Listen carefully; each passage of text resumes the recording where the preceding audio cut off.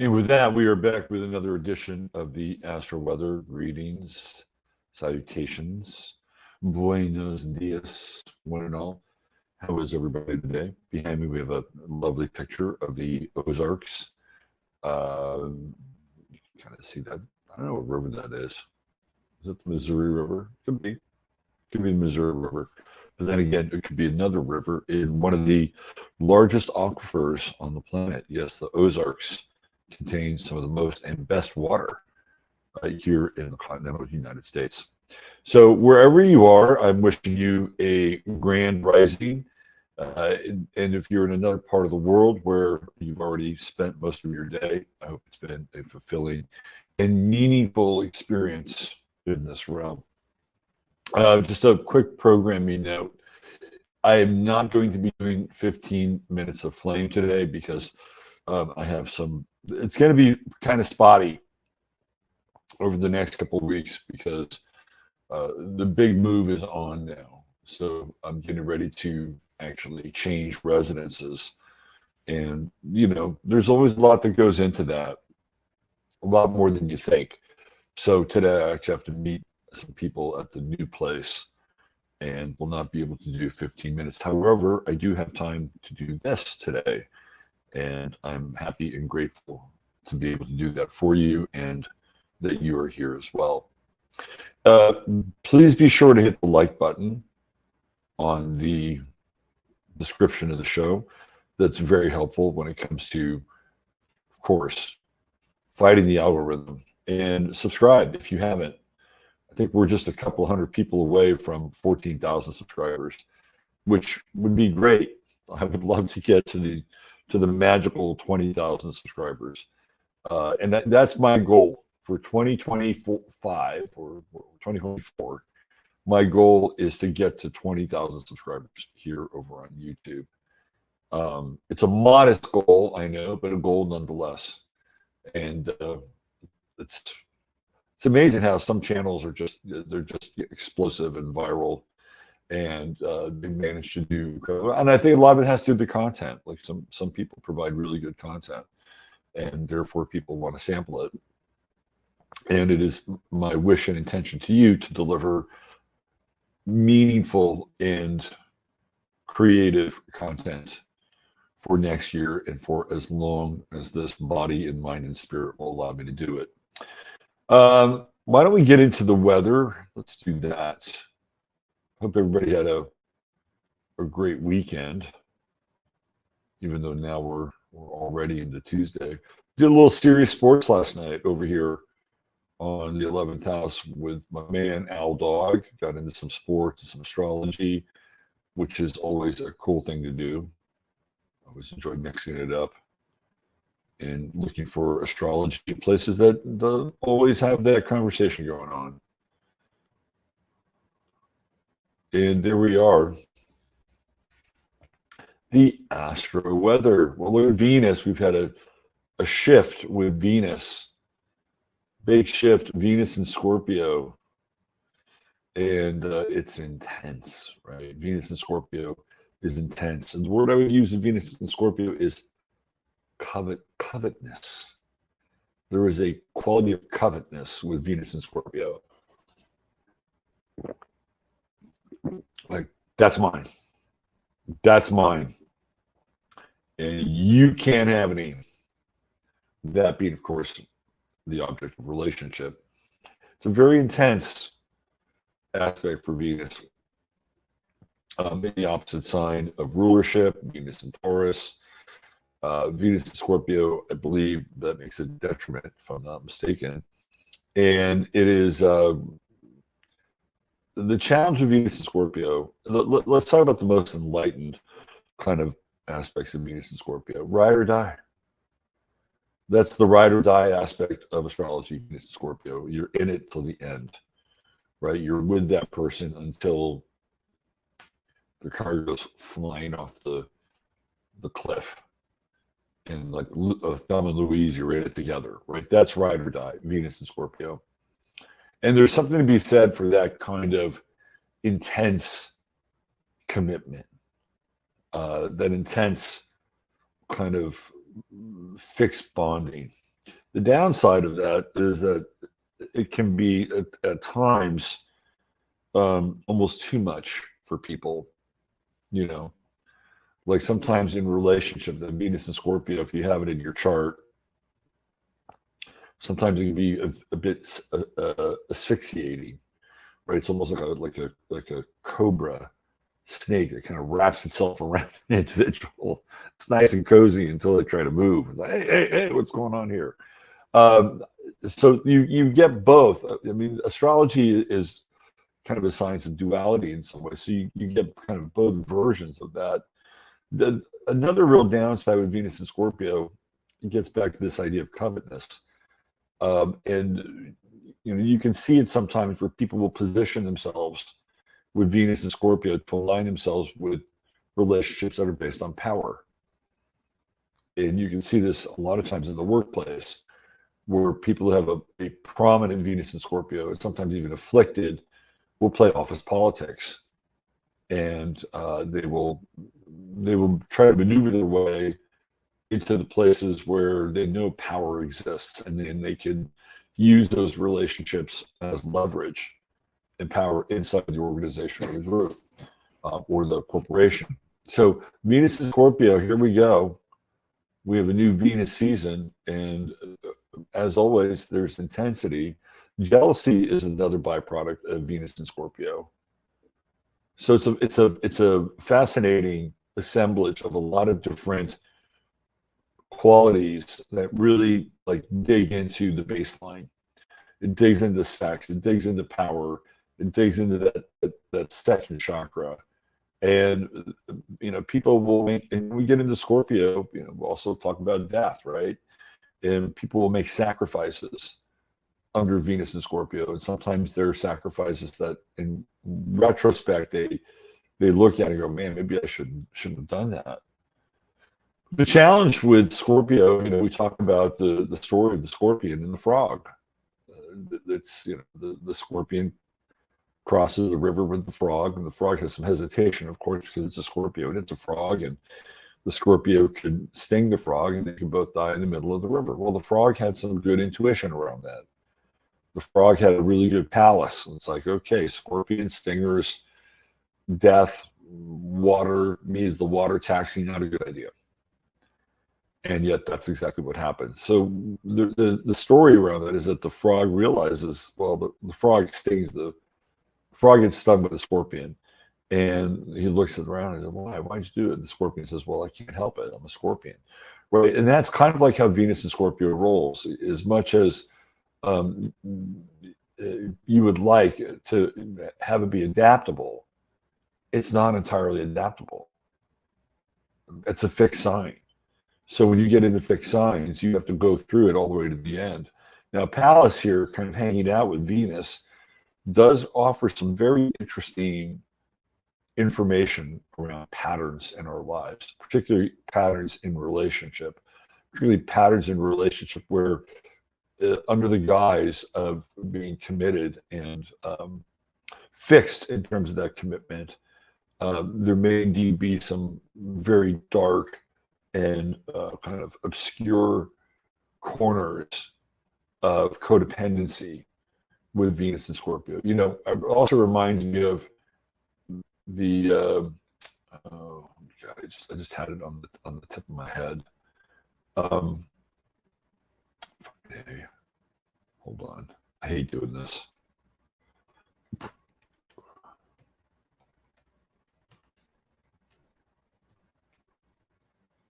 All right.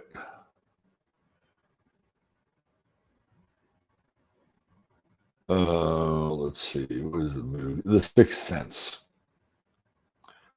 The Sixth Sense with Bruce Willis, and I hope I'm not presenting any spoilers here because it's a pretty well-known movie, right? Let me go back to this. Hold on. Where are we? Right here. Okay. There's a scene in The Sixth Sense where the mother is like poisoning her daughter. What is it? Munchausen syndrome, right? And so she's poisoning the daughter so the daughter can be dependent on her, so she can keep her daughter debilitated, and the daughter is almost always kind of at, slightly at death's door, right? That in a lot of ways that can be Venus and Scorpio. Like, you're doing things that you think are, I mean, in that case, she understood that there was some malevolence behind her act, but she was so determined to keep her daughter dependent upon her that she was had eliminated her conscience. And you can get some of that with Venus and Scorpio. You can kind of see where your motivations. I remember when my Venus was in progressed Scorpio, it was hell. It was really hell, because I went through a lot of very intense stuff around jealousy and attachments. So we're kind of in that season now. But the good news is that Palace makes us aware. It really makes us aware. And with Venus, we try to, no matter what sign it's in, we try to find balance.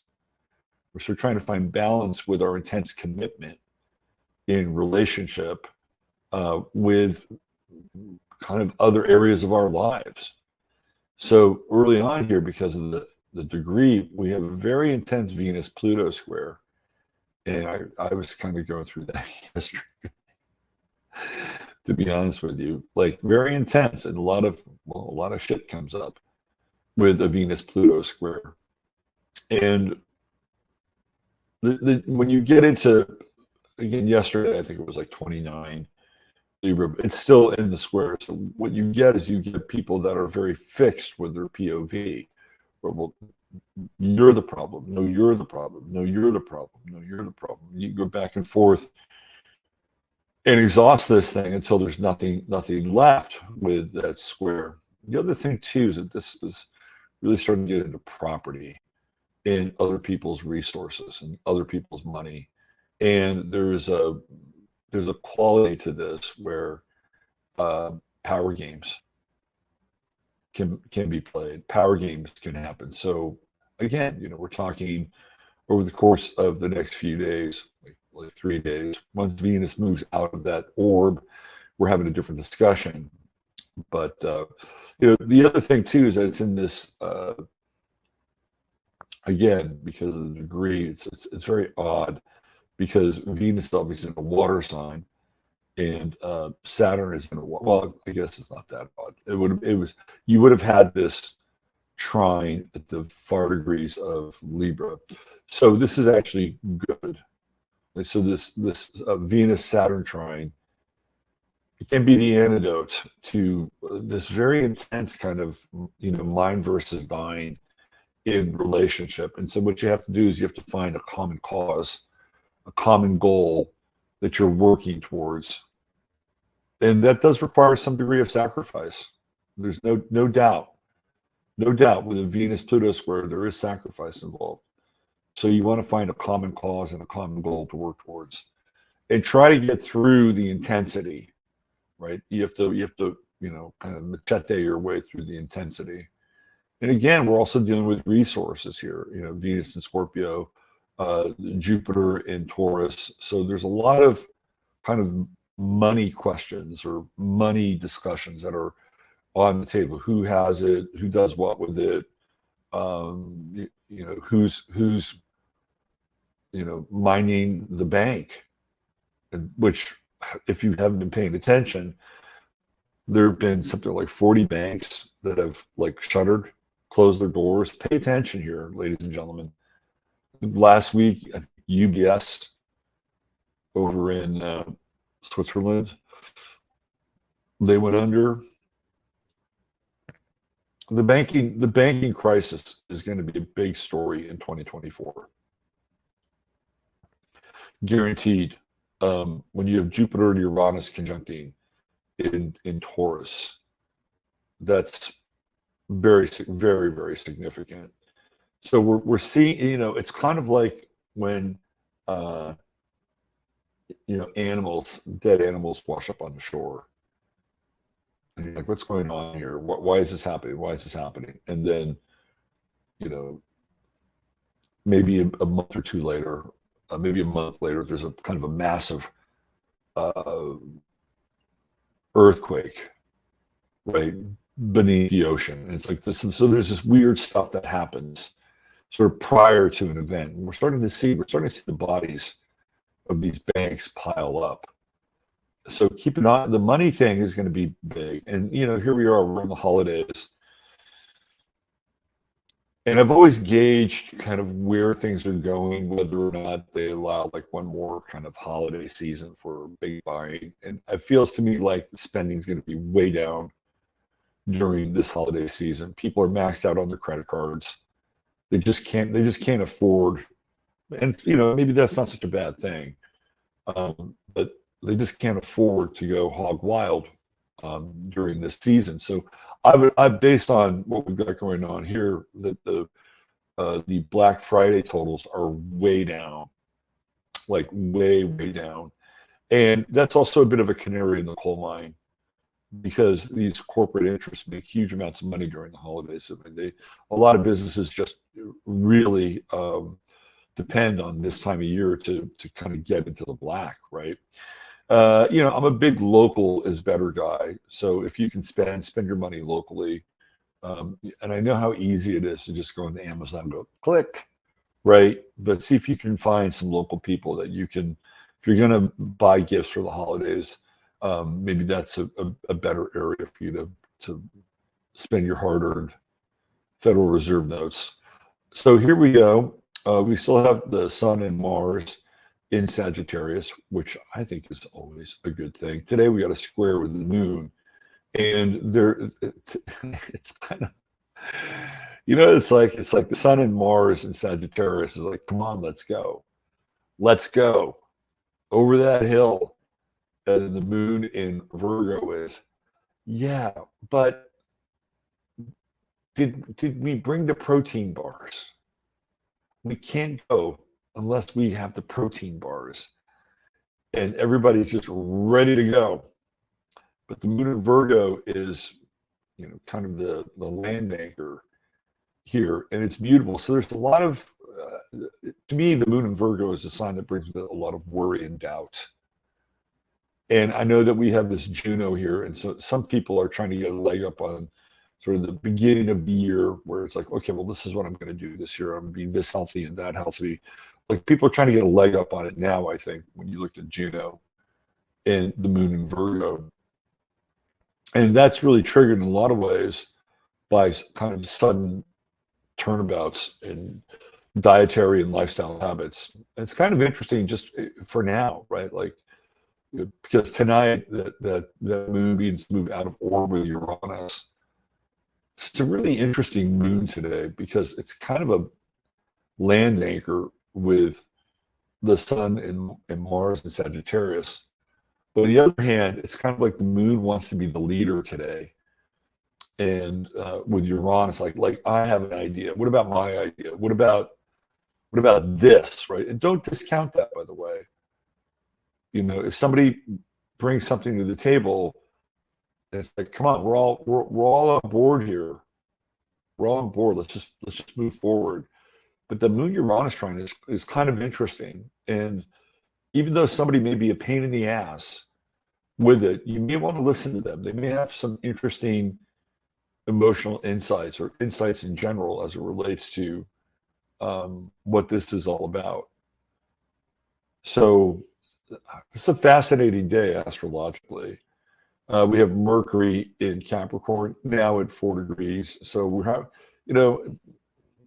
Mercury Capricorn is sober, right? It's sobering thoughts. It's not fun. Mercury Sagittarius is, hey, pull my finger, right? But Mercury Capricorn doesn't want to indulge in trivial conversations. And with that sextile with Venus, and we've been playing with the Venus sextile energy for a while, right?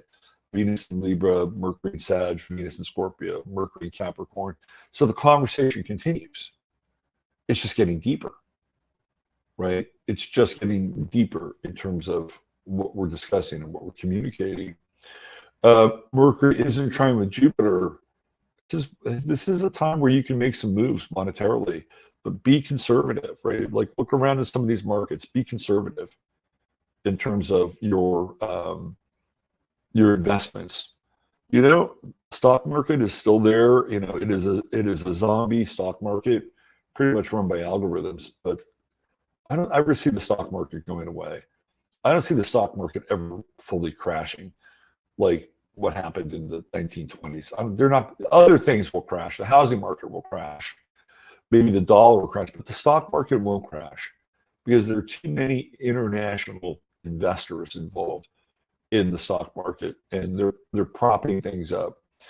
So if you have any interest in long-term investment plays, today's a good day to check it out. Short-term doesn't work. Not with the Mercury Neptune square.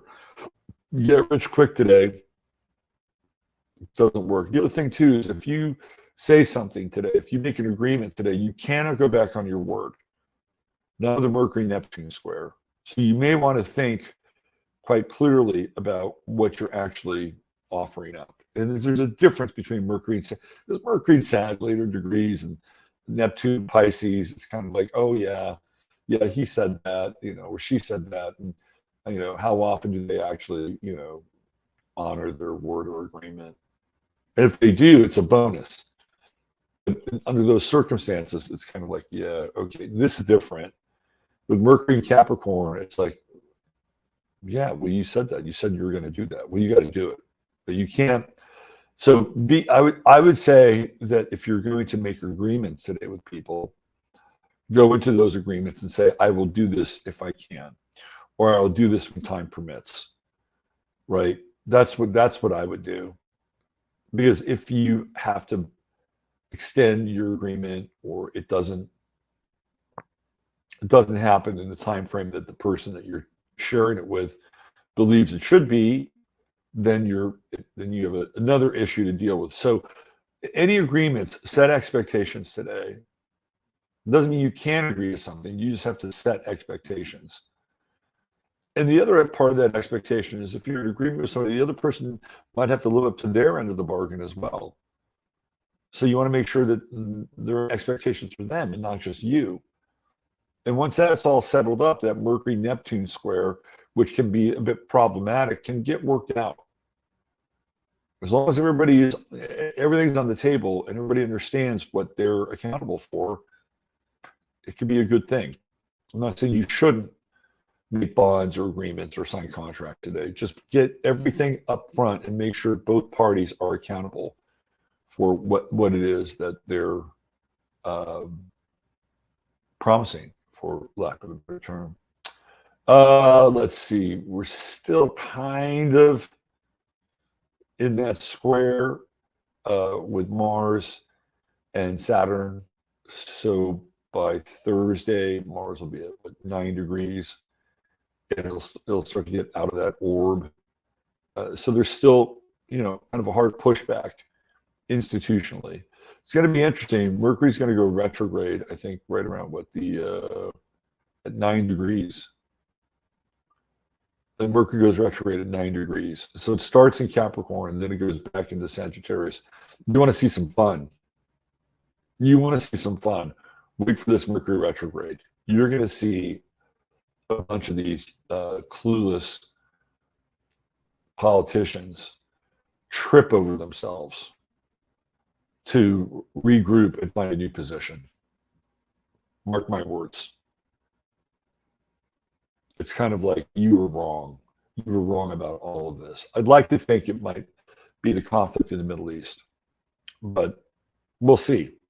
It's going to be very interesting to watch a lot of these feckless fools backtrack and try to regroup and have a new position. We will get great pleasure out of this Mercury retrograde, trust me, from the external world. All right, let's talk about our star of the day, our true hemp science star of the day. Today was an easy one. Today was easy breezy. Let me run my banner.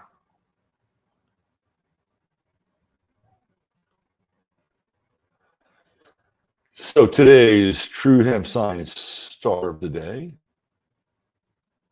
is Werner Heisenberg.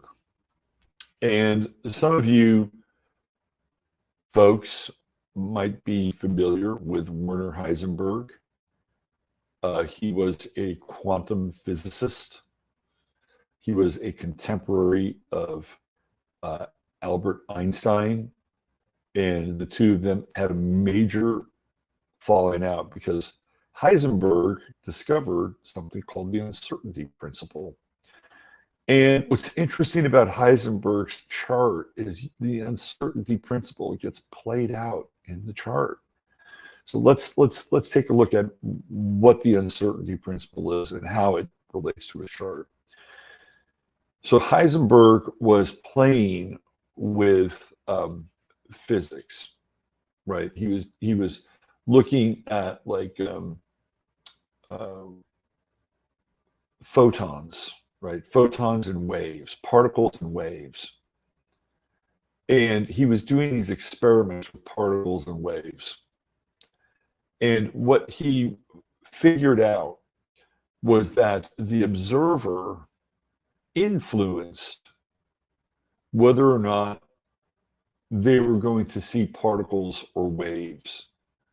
Now, I'm minimizing the experiment briefly, or as succinctly as I can.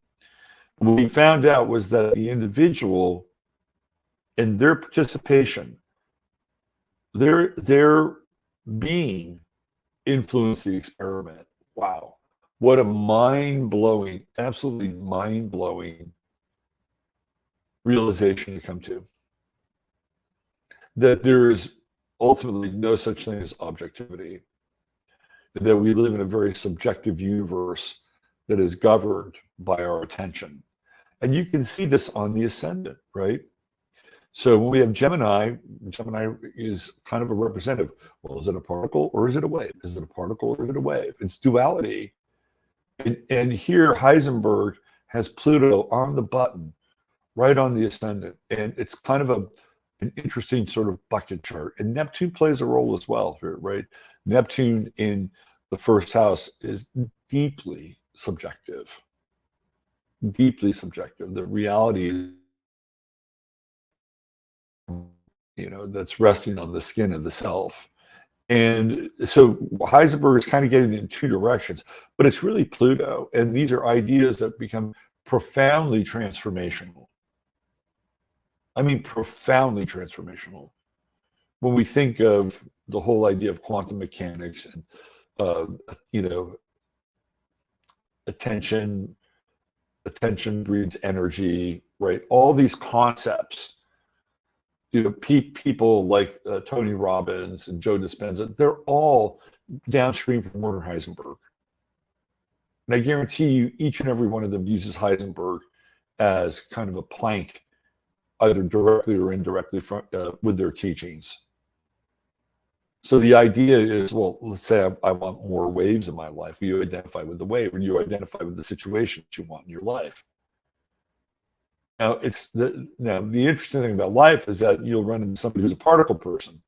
So it's not always like, well, it's just your creation. You have to co-create with other creators in your environment. But the concept is kind of mind-boggling and breathtaking, right? And Heisenberg is radical. He's got that Sun-Uranus conjunction. So he's willing to take a big swing. Like his ideas are a departure from everything that's gone before it, including Einstein. And Einstein did not like Heisenberg. In fact, the quote, God does not play dice with humanity, comes directly from Einstein as it relates to Heisenberg. Like he blew up Einstein's theory of relativity. And what's interesting about Heisenberg is, all of that is going to be dependent upon Mars as a driving force. And he's got that Mars in Capricorn. And he's got a conjunct Saturn. So he's on a mission, right? And part of what he's trying to do is the moon in Libra, which is, again, a fascinating object to have this conversation about particles or waves, right? Like when you get into Libra, you get into balance. Well, is this a particle? Is it a wave? Where am I in this spectrum? So he has these hardcore squares, Jupiter, Saturn, Mars with Libra. And Libra wants to be polite, it wants to be respectful. But on the other hand, he's driven by his process of discovery. And he's got this Aquarius midheaven. So, of course, his ideas are going to be more radical. They're going to be more kind of culture changing in some ways. And again, when we look at Venus, we can make another case for his uncertainty principle, because we have this inconjunct going on with Venus and Neptune, right? So you have the experiment, the experimenter, and then you have the person who's witnessing the experiment, right? And then this inconjunct is Neptune, and it gets very, what's the word I'm looking for? Fluid.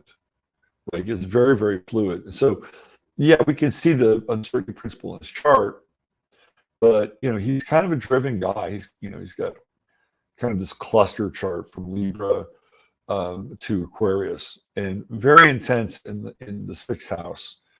And I think the sixth house is where you actually work out the scientific method. It's got the sixth house is, it has to have kind of rigorous standards, which is what Virgo brings to the table. Like rigorous standards, like, does this work? Well, give me a before and an after, and let's chart the middle part and the during, right? So he's deeply engaged in sort of the practice of the sixth house, which is a scientific house. Like you have to take that into account, and it's all there in his chart. And with Scorpio, this is really interesting, that true note in Scorpio, is when you get into Scorpio, you do get into things like attraction, right? Retraction and repellence, right? So Scorpio tends to be magnetic. You're either drawing things towards you or you're repelling things from you. And that's a big part of his chart, right? It's a principle of his chart in a lot of ways. So Heisenberg is a fascinating character where you can see ultimately his theorem getting played out here. And of course, he did other things. He wasn't just known for his uncertainty principle, but it's one of the most important. Now, there are people who will poo-poo it, and just like any experiment, right? Like there are people who poo-poo Einstein, and it's like, well, that's just bullshit. We figured out that Einstein was kind of fudging on a lot of things. As a model for reality, it doesn't really work out. Anytime you crack open the shell on these physicists and their theories, you're going to find things that don't always fit. There is no perfect superstructure model for reality. But there are times when we can get glimpses into how particular areas of our life interface with so-called reality. And I think Heisenberg's theory is really important. It's very important. And it was, for me, there was a period of time where I really got kind of hung up on it.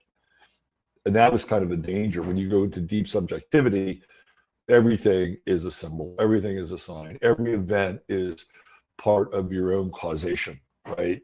And then that's a different discussion to be had. But a fascinating chart, fascinating guy. He stood up against his peer group of his time, and with that Sagittarian dedication to truth, said, this is it. This is how it works.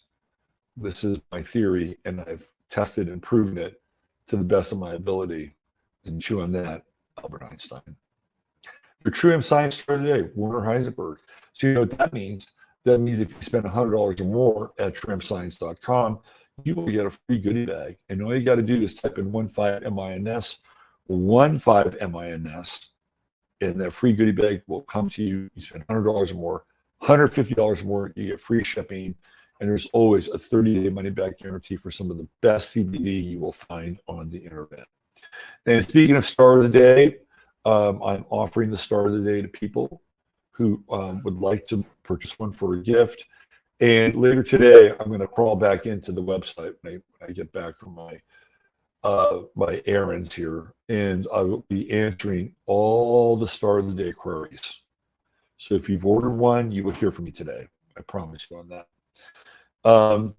Yeah, so it's just like this, 20 minutes. Could be you, could be a person you love. But it's a really cool formatted. It's got an intro and outro. It looks just like this, and your loved one is the star of the day. So it's a great idea for a gift.